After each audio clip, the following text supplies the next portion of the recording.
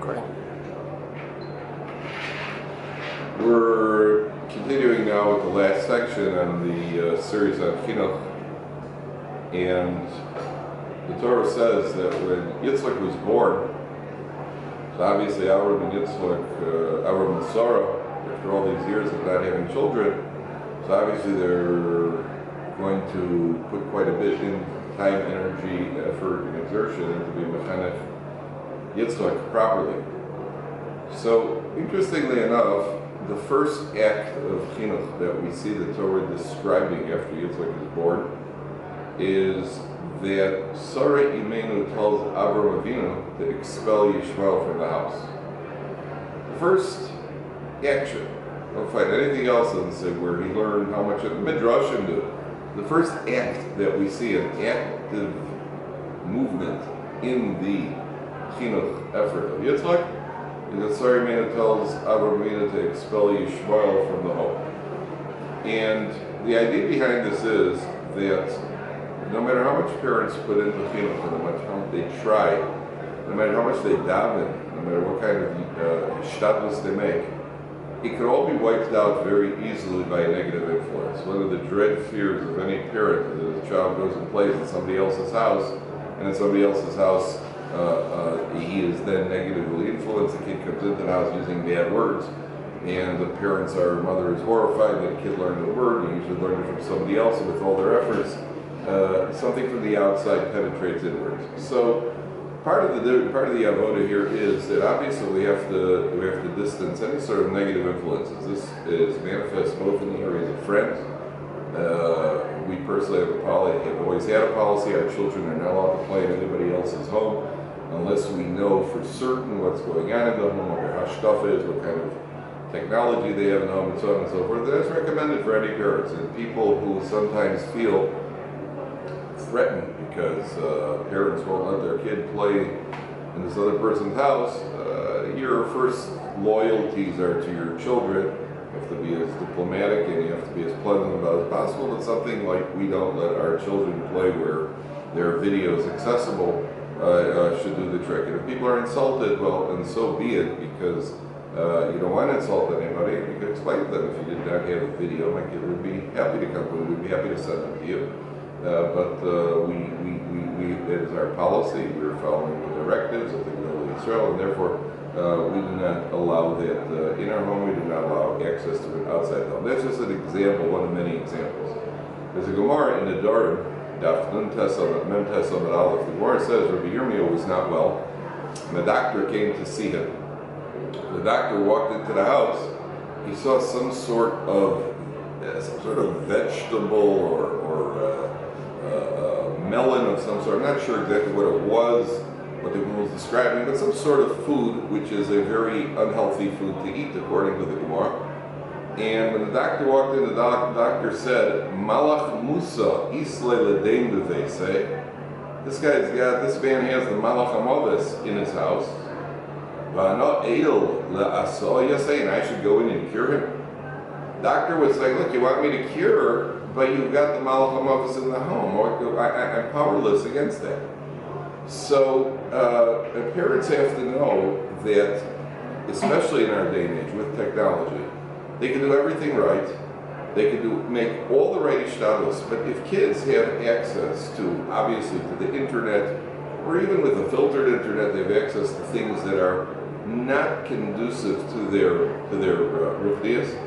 Everything that the parents want to do can easily be wiped out by the technology, whether it's iPhones or whatever it is. I don't even know what's available out there now. There's so much available.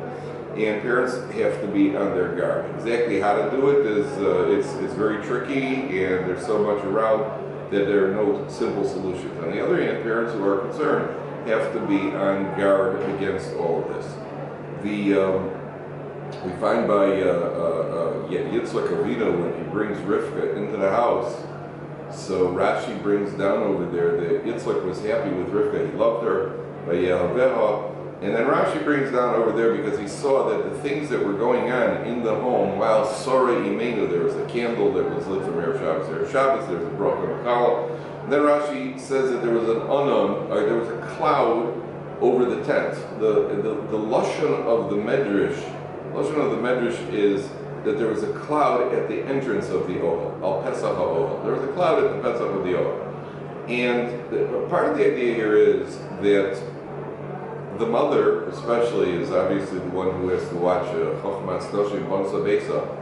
On the one hand, the tent is open, it's wide open on four sides. You welcome everybody into the home, and you bring in guests, and you treat guests graciously. On the other hand, there's a cloud at the entrance of the home as well, which is the filter that you have to control what enters your home. You can't just allow things to enter the home unselectively.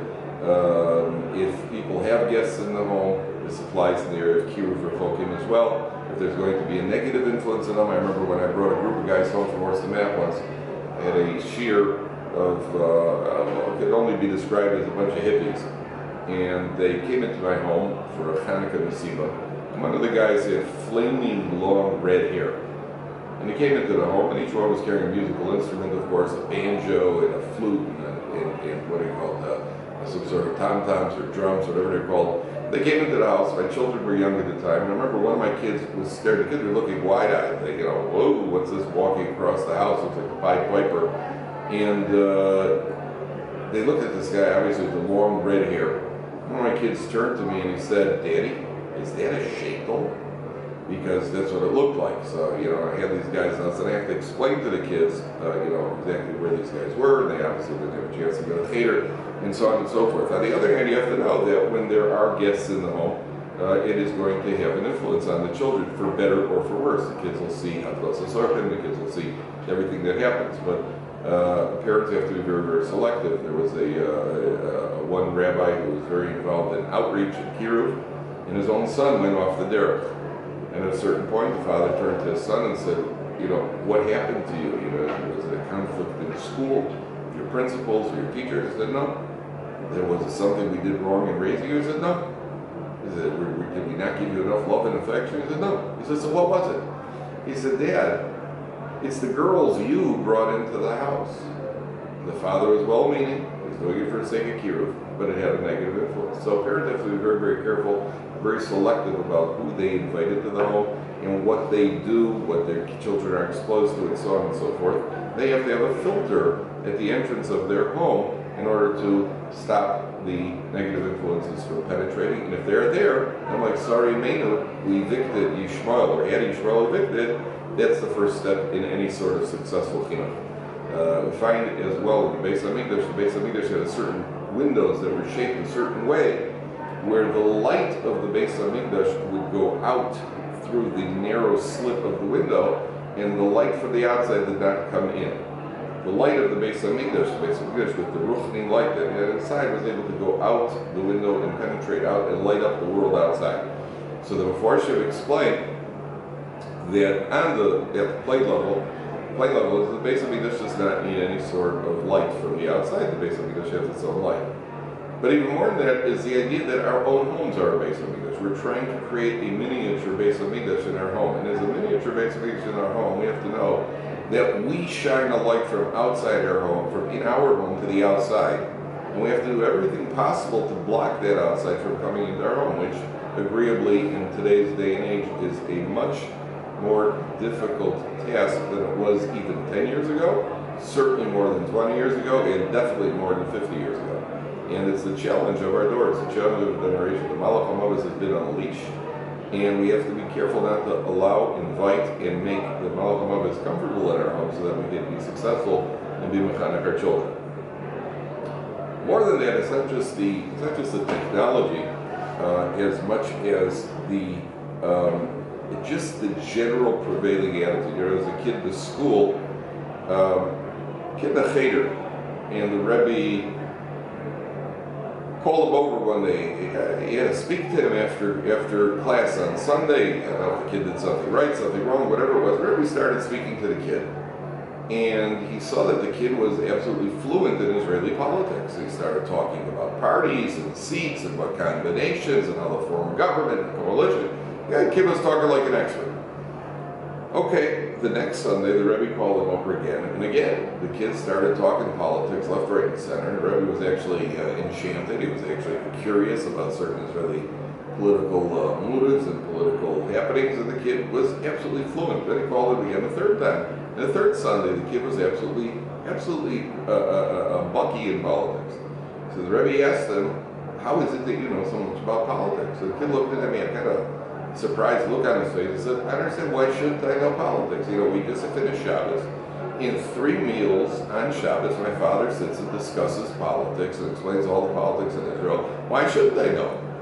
So that's what we want to keep out of our home. We want to keep that attitude and that sort of approach to life in Yiddishkeit, kind of a lackadaisical approach, an approach which is the opposite of growth. We want to bring into our home an attitude of growth.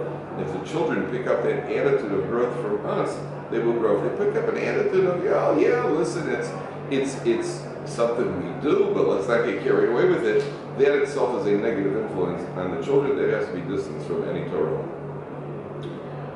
Interestingly, the Kruvim, there were Kruvim on the Aron Kodesh, and the Kruvim on the Aron Kodesh were called, Rashi says they had the faces of children, the angelic, innocent, pure faces of children which are on the Kruvim in the base of Eish. On the other hand, in Parshas Bereishis, it says that when HaKadosh Baruch Hu wanted to keep Adam Harishon from reaching the Eitz HaChaim, so it says he put up the Kruvim, the Malachi, and Rashi says the Kruvim that block the path to the Eitz HaChaim. Rashi says they're Malachi Chaval. Malachi Chaval means they're destructive angels. So it's pointed out by more than one person. You know, there seems to be a contradiction because Rashi, when he mentions the Kruvim on the Aron Kodesh and Parshas Truma, Rashi calls them, says they have the face of children.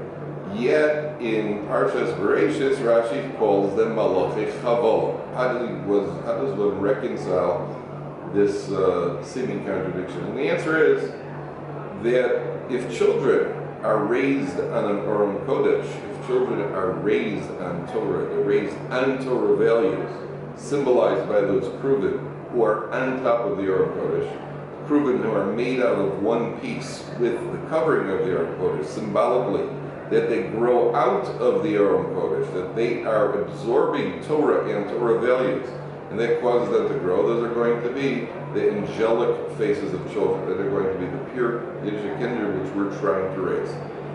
Children that are allowed, children that are running around in Gan Eden, Gan Eden meaning they're in some sort of guarded, symbolically, unattended, free to move about and do what they want, with no restraints, no rules, no attempt to try to harness them.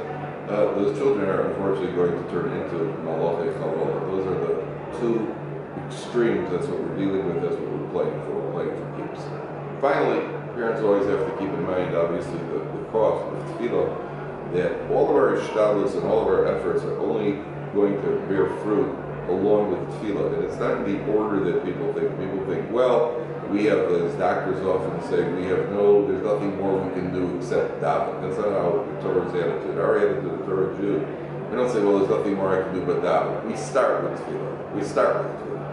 But besides the tefillah, we have to put in responsible ishtadlus. But besides alongside the responsible ishtadlus, we have to put in the tefillah, and we have to know that our tefillah bears fruit. And our Kadosh Baruch Hu hears the tefillah. This is considered a tefillah in ruchnius.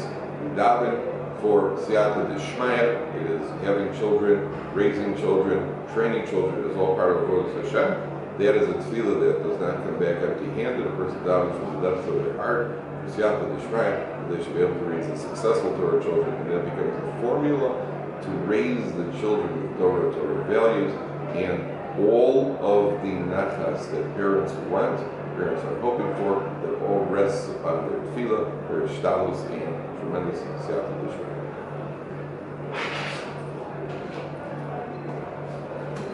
About 14 plus. Perfect. They're all? Yeah.